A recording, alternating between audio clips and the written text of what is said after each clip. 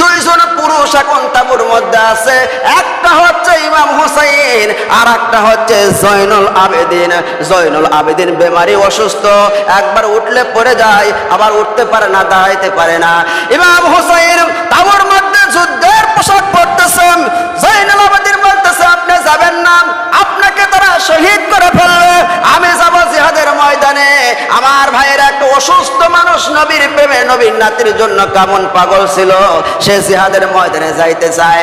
আমার ভাইয়েরা, সত্যর জন্য, হকের জন্য আমি আপনাদের সামনে আগে যাই, আমার আল্লাহ সাহায্য করবে। জোরে কোন সুবহানাল্লাহ।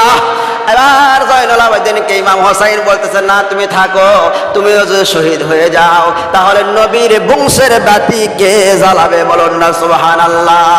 ইমাম হোসাইন চলে গেলেন জিহাদ করতে করতে, এক পর্যায়ে পানির পিপাসা, কলিজা শুকে গেছে, ফুরাত নদী